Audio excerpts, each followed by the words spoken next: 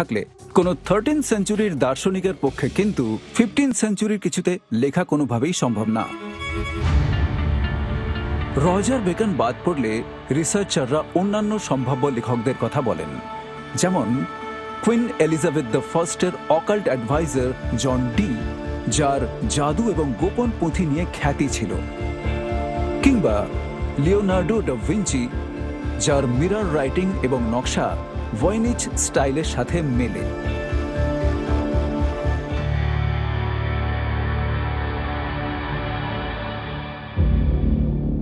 কেউ কেউ আবার ভাবেন যে পুঁথিটা আসলে একটা ভাঁওতা, যা উইলফ্রিড ভয়েনিচ নিজেই তৈরি করেছিলেন।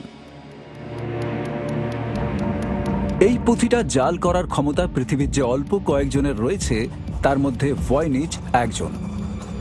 তার ভাষা, রসায়ন, প্রাচীন পুঁথি আর কালির জ্ঞান এবং লোক ঠকানোর ক্ষমতা ইঙ্গিত করে যে এটা তার দক্ষ হাতের লেখা হতে পারে। কিন্তু আধুনিক অ্যানালিসিস থেকে দেখা যায় যে কালি আর রং মধ্যযুগের সময়ের, তাই তাকেও বাদ দিতে হয়। এখন স্কলার স্টিফেন স্কিনারের লেখা একটা সাম্প্রতিক বই এই রহস্যময় পুঁথির ব্যাপারে আমাদের ধারণা বদলে দিতে পারে। দীর্ঘ সময় ধরে মানুষের বিশ্বাস ছিল যে বইটা যারই লেখা তিনি নিশ্চয়ই কোনো বিখ্যাত মানুষ, কিন্তু হিস্টোরিয়ান স্যামি জারুশ এই নতুন থিওরিটা ভালোভাবে স্টাডি করে দেখেছেন। স্টিফেন স্কিনার তার বইতে বলেন যে সেই পুঁথির লেখক একজন ইহুদি ডাক্তার, একজন ইহুদি ভেষজবিদ, যিনি 15th সেঞ্চুরিতে নর্থ ইটালিতে থাকতেন। তার কারণ, স্কিনার বইটার ভিজুয়াল অ্যাসপেক্টগুলো খুব ভালো করে দেখেন, সেই সমস্ত অদ্ভুত গাছপালার ড্রয়িং আর বইয়ের লেখকের সাথে এই ড্রয়িংগুলোর কি সম্পর্ক থাকতে পারে সেটা। স্কিনারের যুক্তি অনুযায়ী একমাত্র কোনো ইহুদি ব্যক্তির পক্ষেই এই ধরনের স্নানাগারের ব্যাপারে জানা সম্ভব, কিন্তু আরো অনেক কিছু আছে। এই বই থেকে তিনি আরো কিছু সূত্র পান, যেমন এই ধরনের প্রাচীর যা নির্দিষ্ট কিছু দুর্গে দেখতে পাওয়া যায়, আর এই দুর্গগুলো 15th সেঞ্চুরিতে শুধুমাত্র ইটলির কিছু জায়গায় দেখা যেত।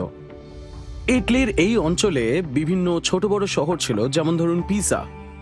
তাছাড়াও তার মনে হয়েছে যে বইয়ের এই বোঝা না যাওয়া ভাষাটা, যার নাম দেওয়া হয়েছে ভয়েনিচিস, তো তার মনে হয়েছে যে এই বইয়ে প্রচুর মেডিসিনাল আর মেডিকেল নলেজ থাকার সম্ভাবনা রয়েছে। এটার লেখক একজন চিকিৎসক, যিনি শুধু ওষুধ বোঝেন, যিনি গাছপালা, নানান রকম পাতা এইসব ভালো বোঝেন। এটা সত্যি অসাধারণ। 15th সেঞ্চুরিতে ইটালিতে থাকা একজন ইহুদি ডাক্তার ওষুধ নিয়ে বই লিখেছেন, কিন্তু শেষ প্রশ্ন হলো এই রকম গোপন পদ্ধতিতে লেখা কেন?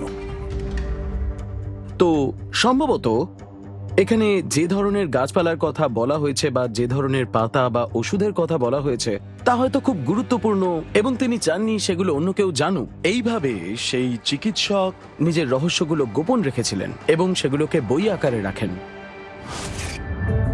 ইন্টারেস্টিং ব্যাপারটা হলো, এই নতুন থিওরি বেরোনোর কিছুদিন পর ইউনিভার্সিটি অফ অ্যালবার্টার আর্টিফিশিয়াল ইন্টেলিজেন্স ল্যাবের দুজন কেনেডিয়ান কম্পিউটার সায়েন্টিস্ট দাবি করেন যে তারা ভয়েনিচ কোডের ভাষার সমাধান করেছেন। তারা লেখাগুলো এআইতে ফিড করেন, যা 380টা ভাষা চিনতে পারে। এআই এর লেটার ফ্রিকোয়েন্সির অ্যানালিসিস থেকে জানা যায় যে লেখাগুলো অ্যালফা গ্রামে কোড করা, যাতে লেটার অদল বদল করা হয় আর ভাওয়েল বাদ দেওয়া হয়। এটার ভিত্তিতে তারা সিদ্ধান্তে আসেন যে সেটা সম্ভবত হিব্রুতে লেখা, যা এই নতুন থিওরিকে সাপোর্ট করে। উইলফ্রিড ভয়েনিচ যখন 100 বছরেরও আগে একটা ধুলো মাখা পুঁথি তোলেন, তিনি নিশ্চয়ই আন্দাজ করেননি যে এই একটা বই পৃথিবীকে এতটা ভাবিয়ে তুলবে। নতুন তথ্য থেকে জানা যায় যে এই বোঝা না যাওয়া পুঁথির লেখক কিন্তু কোনো জাদুকর ছিলেন না, কোনো গুপ্তচর বা ভিন গ্রহের মানুষ বা ভয়েনিচ নিজেও ছিলেন না, বরং ছিলেন একজন চিকিৎসক। এটা হয়তো সাধারণ মেডিকেল টেক্সট হতে পারে বা খুবই এক্সোটিক কিছু, কিন্তু এতে আসলে কি বলা আছে? এখন ভয়েনিচ ম্যানুস্ক্রিপ্টটা ইয়েলের একটা লাইব্রেরিতে নিরাপদে রাখা আছে। পুরো বইটাকে ডিজিটাইজ করে সবার জন্য অনলাইনে